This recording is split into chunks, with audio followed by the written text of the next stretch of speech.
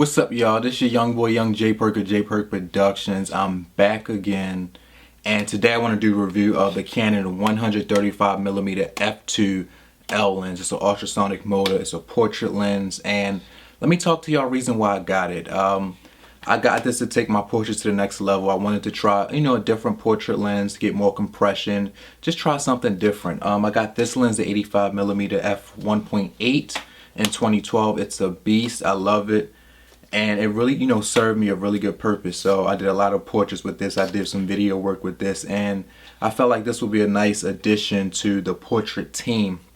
So whether I'm in a confined space, I got a lot of space, and just kind of use these elements to get beautiful portraits for whatever portrait type focal length I have. And you're looking at my lenses like, yo, Jeffrey, why do you have this tape on there? So the tape looks beautiful. It's gaffer tape, and I carry the tape on my lenses just because I like that rugged feel. And also, I'm always in crazy locations, whether in urban areas, nature locations, just variety of diverse locations. So I like to keep my lenses incognito, just straight black. You don't know what type of lens it is. You can't sit there and research it while I'm shooting to see like the cost, the price. It looks simple, it looks black, it looks rugged, it looks beaten, and it looks worn. So it just kind of keeps me incognito in these streets, really. So let's get back to the lens. This is the 135mm f2. Look how beautiful the glass is. It's simply amazing. So yeah, I got this lens last month, I believe April 10th or something like that.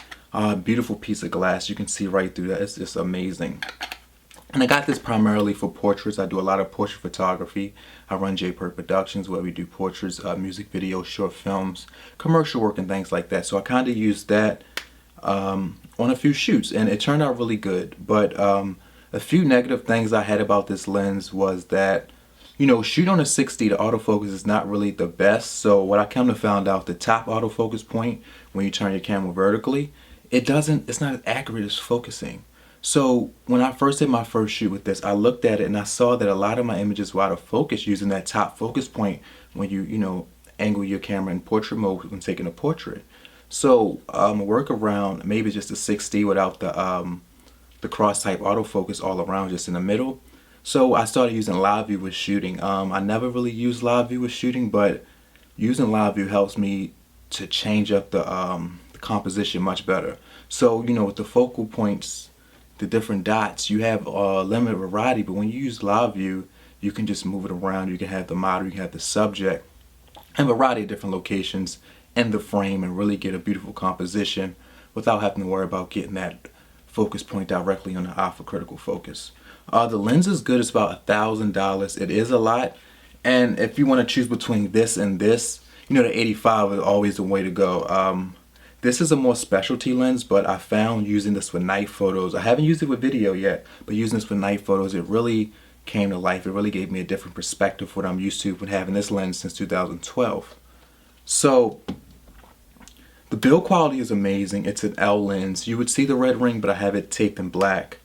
It's a beautiful lens. It has, two focus modes, 0.9 meters to infinity, and that's the closest to all the way to infinity. And the focus a little bit faster for subjects. It's not as close, 1.6 meters to infinity. So that's pretty cool.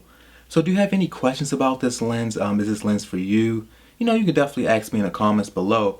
But what I want to say is I am extremely happy that I purchased this lens. It gives me a different perspective. The compression is really evident. It really gives a different look, especially when shooting like foreground elements, have the subject in the midground, and have background elements. It really isolates the subject a little bit differently than the 85 does, and just gives a great look. It's extremely sharp, but one thing that I found out is that on this, I don't know if it's not enough aperture blades, but when I stop down to about f2.5, it's not circular. The bokeh is not circular. On here, the bokeh is circular at f2.5, and things like that. So that's something to kind of consider. And some of the bokeh looks much better on here, especially like if you have a background with like bright lights. I did some night photos downtown. I can kind of show y'all what the bokeh looks like on here. It's not too pleasing all the time, but it's definitely elements where this is extremely pleasing. So personally, I haven't used this for video yet. A lot of my video I shoot during the day, and this is a 72mm filter thread, so I will have to get me a variable neutral density filter for 72mm. I have one, this is a 58mm, I have one for the 85, and on that 24 I'm shooting on right here, I have one. So I will try this for video very soon, but photography, if you do a lot of portrait photography, if you have a lot of room, because with this, I had to stand back a little bit further than the 85 when I talk to the models and, you know, the different subjects. I say, hey, I'm a little bit further back, so I have to raise the voice. And you have to be aware of that if you want to get like a full body shoot, a full body shot of the, you know, the subject and stuff like that. So just kind of be aware of that. The focal length is kind of long. I'm using a full frame. If you're using APS-C, it'll probably be even longer and even tighter. So just keep that aware in mind, you know, stuff like that. Comes with this beautiful lens hood. It makes it really big. I need a new camera bag because this lens is really big. I carry the 24 with me now. The 24 is really big. I have a tiny camera bag, and when I travel, I don't know how I'm gonna get this, the 24, the 6D inside that little ass bag. So we're gonna have to get a bigger bag for traveling and, you know, doing some new stuff. But definitely, if you ever want to shoot with J.Perk Productions, you have questions for me, definitely give me a, you know, an email. You can leave me a comment. You can follow me. You can go to my website, jperkproductions.com, where we make dreams come true. You know, we build in businesses. We want to build black businesses. We want to build black entrepreneurs. We want to change the world. So definitely, if you're interested in business, you know, come support J.Perk Productions. If you have your business, you know, tell J.Perk Productions about it. Tell me about it. And together we will help, you know, enrich the world with our, you know, minds and ideas and different things like that. So just going on a little tangent, but this has been the 135 f2 review. And to kind of wrap it all up, I love this lens. It's $1,000. I'm glad I got it. It really, you know, challenged me to do something different.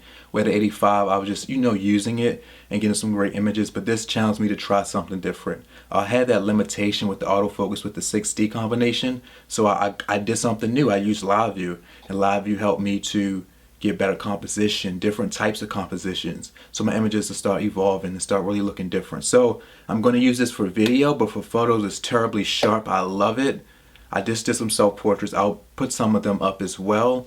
And if you have any questions, please leave them in the comment. And this has been a young boy, young J.Perk of J.Perk Productions. Dreams come true for real.